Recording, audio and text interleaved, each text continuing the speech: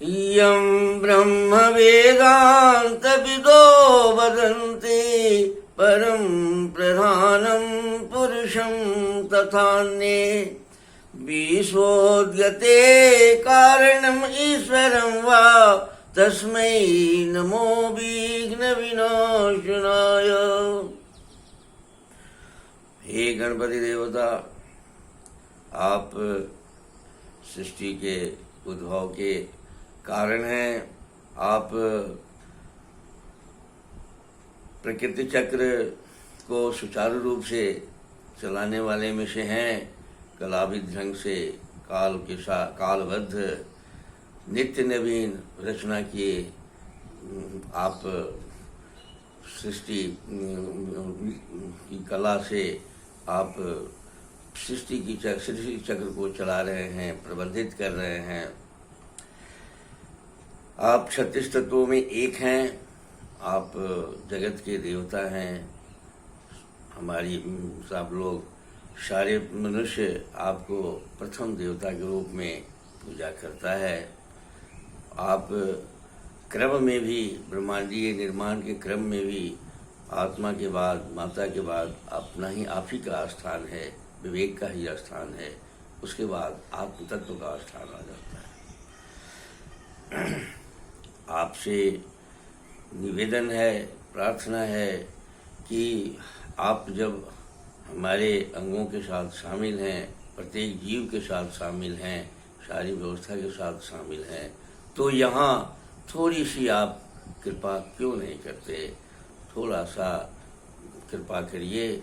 मनुष्य बुद्धि, चित्त चेतन, विवेक में काम ले और स्वास्थ्य की रक्षा करे, कला का विकास करे, सभ्यता का।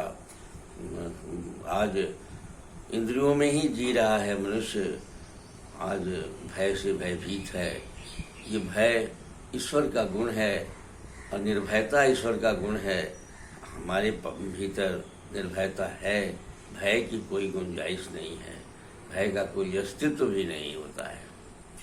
इसलिए आप कम से कम ये चेतना तो अवश्य दें कि भय से भयभीत नहीं होना है। भय को भयभीत करने की हमारे पास बहुत सारी कला है, हमारे साथ बहुत सारी व्यवस्था है। आयुर्वेद में ये सारी कला, वेद के ऋचाओं में ये सारी कलाएं छिपी हुई हैं। सिर्फ मनुष्य को देखना है। आपको इस तरह की प्रेरणा देने की आप दीजिए, कृपा कीजिए। मैं श्याम बिहारी तिवारी आयुर्वेद वेद का उपासक हूँ। इस कार्यक्रम को आपके स्वास्थ्य की रक्षा और रोग निवारण के लिए मैं आयुर्वेद के संदेश को आपको सुनाने के लिए प्रस्तुत करता हूँ। आपके साथ यह इस उम्मीद से कि आप अपने प्राचीन को अगर थोड़ा सा भी ध्यान देंगे, प्राचीन को अपने साथ एक समावेश कराकर अपने क्रियाकलाप में, अपने आज के क्रियाकलाप में भी थोड़ा सा प्राचीन खान पान, रहन सहन के विधि विधान को अगर आप उसमें समावेश कराकर, सामंजस्य करके अगर चलेंगे तो स्वस्थता आपको निश्चित है। सारे पेड़ पौधे सब कुछ है हम लोगों के पास, लेकिन हम जानकारी के अभाव में, लगता है ऐसा कि जानकारी के अभाव में हम बहुत स्वस्थ नहीं हो पा रहे हैं। बीमार की संख्या बढ़ती जा रही है। अधिकांश लोग परेशानी में हैं। आज का विषय वस्तु है वायु का बड़ी आंत में कुपित हो जाना। वायु मन का आयुर्वेद के अनुसार भी वायु का स्थान बड़ी आंत ही है, मलाशय ही है। और वहाँ जब वो कुपित होता है, वह अपना नियमित रूप से अपनी सही ढंग से काम नहीं करता है। अपने प्राकृतिक शैली से वह काम नहीं होती है वहाँ, तो वो कुपित हो जाता है। और कुपित होने के बाद में कई तरह के लक्षण पैदा करते हैं। पीछे मैंने बताया कि वो पूरे बॉडी में अपने लक्षणों को फैला देता है।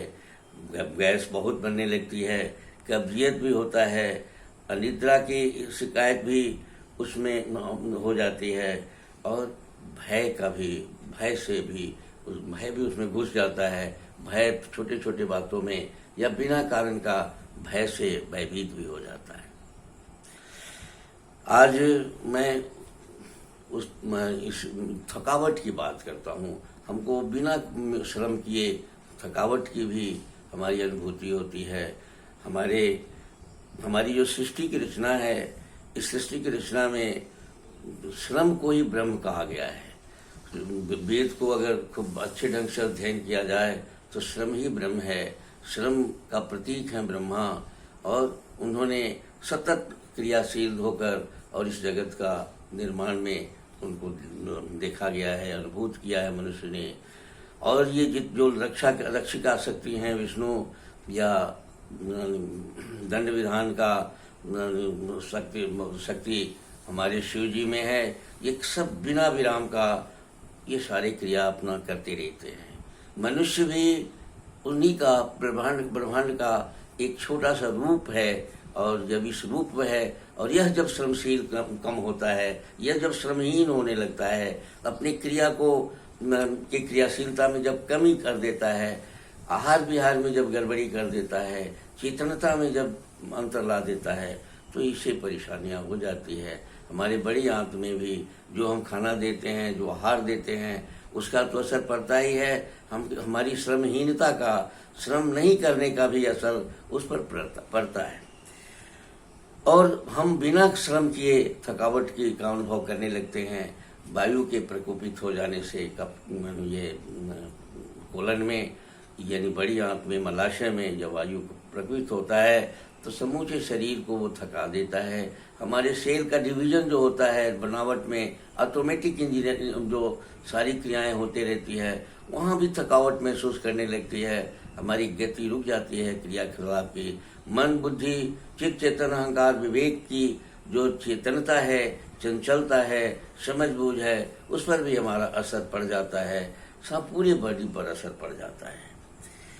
इसलिए हम थकावट की महसूस करने लगते हैं वायु के विकृति के चलते।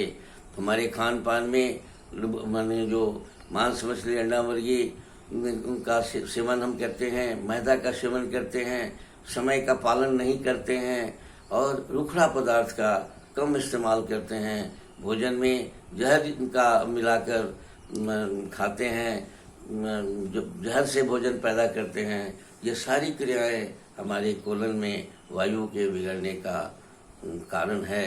और लेकिन अगर हम अपने को स्वस्थ बनाना चाहते हैं तो थोड़ा सा इसी में कुछ उपाय निकालकर और कम से कम जहरीला पदार्थ को सेवन करने की कोशिश की जाए, और कुछ रूखड़ा पदार्थ खाने की कोशिश की जाए। मैदा इत्यादि से बचा जाए, तेल से कम बचा जाए।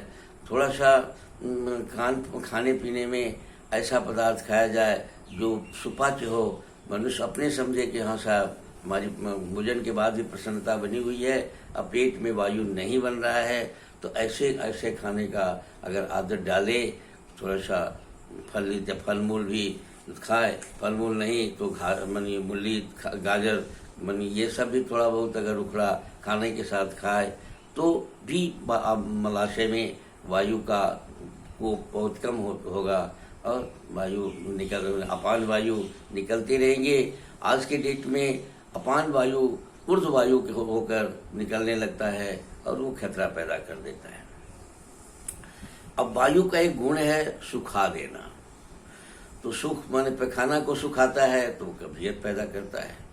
पूरे शरीर को में जब वह अपने भोजन से जो आहार तत्व जो शरीर के पोषण के लिए मिलता है, कोशिकाओं को जो चाहिए, हृदय को जो चाहिए, किडनी के कोशिकाओं को जो चाहिए, पूरे बॉडी के कोशिकाओं को चाहिए, मस्तिष्क के कोशिकाओं को जो चाहिए, वो चूषण अगर बढ़िया से नहीं देता है, लुब्रिकेशन अगर भी नहीं, बैक्टीरिया जो बनती है उससे हमारे शरीर में ऑटोमेटिक घी यानी लुब्रिकेशन भी बनता है, तो बैक्टीरिया भी सूख जाते हैं। हमारे शरीर में बहुत सारा ग्रीजिंग तत्व का अभाव हो जाता है, जोड़ हमारा मन सूखने लगता है, वर्टेब्रा की हड्डियों के बीच का बहुत सारा फ्लूइड हमारे सूखने लगते हैं, मन मस्तिष्क में भी सूखापन आ जाती है, यहाँ तक कि हमारे सूक्ष्म शरीर में भी रुखापन आ जाता है, और ये सारी क्रियाएं करता है। तो कितना उपयोगी हमारा वो आँख है, हमारे खाने पीने से ही इस पर असर पड़ता है। और अगर हम थोड़ा सा एक्सरसाइज करें, एक्सरसाइज नहीं भी करें तो थोड़ा सा शारीरिक श्रम अगर करने की आदत डालें और रुखड़ा खाएं, तो ये ग्रीजिंग का या स्नेहन शरीर का ऑटोमेटिक स्नेहन का सिस्टम जब बिगड़ेगा नहीं। ऑटोमेटिक स्नेहन की जो हमारी क्रियाकलाप है स्वतः सब में ग्रीजिंग होते रहता है, स्नेह का होता रहता है। पैखाना लगने के समय एक घी के जैसा वस्तु जो सेक्रेट करता है, जो स्रावित होता है, उसका भी अभाव जब हो जाता है तो कब्जियत इत्यादि हो जाती है, पूरा बॉडी में स्नेहन का अभाव हो जाता है, तो हम सूखने लगते हैं। और सूखने लगने के बाद में लगभग हमारा सब कुछ ड्राई हो जाता है, सब कुछ सूख जाता है। गर्मी की और इस ऐसी परिस्थिति में अगर रोग डायग्नोसिस के मुद्दे पर हम थोड़ा सा गर्मी की मांग करने लगते हैं। शरीर थोड़ा सा ठंडा गर्म, कभी गर्म कभी ठंडा, कभी गर्म कभी ठंडा रहता है, लेकिन ज़्यादा पेट गर्म रहता है, हाथ पैर ठंडा हो जाते हैं, पेट गर्म रहता है। ऐसी स्थिति में हम गर्मी की मांग करते रहते हैं। आज के इस बड़ी आंत का मलाशय से पैखाना का निकलने का ये जो क्रिया है, ऑटो क्रिया है, वो उसमें जब बाधा उत्पन्न हो जाती है तो ये सारी बातें हो जाती है, और हमको बिना बुखार होने लगता है, और बुखार भी नहीं रहता है, हमको ठंडा लगने लगता है। गर्मी की मांग करते हैं, हम गर्मी ज़्यादा महसूस जाने लगते हैं। गर्म में हम परेशान भी हो जाते हैं। गर्मी और ठंडी दोनों को सहने की क्षमता भी हमारी घट जाती है। आज इस कोलन से पर बड़ी आंख से पर बातचीत करने के क्रम के बाद आज का कार्यक्रम आपको मैं समर्पित करता हूँ। इसको इसी भी तरह विराम देता हूँ। अगले कड़ी में फिर ये रोग का और भी कैसे रोग का होता है, रोग का विस्तार कैसे होता है, या रोग कैसे होते हैं, इस पर हम लोग आगे फिर चर्चा करेंगे। इसी के साथ इस कार्यक्रम को हम विराम देते हैं, और फिर कल अगली कड़ी में पित्त और कफ की भी बात हम लोग करेंगे।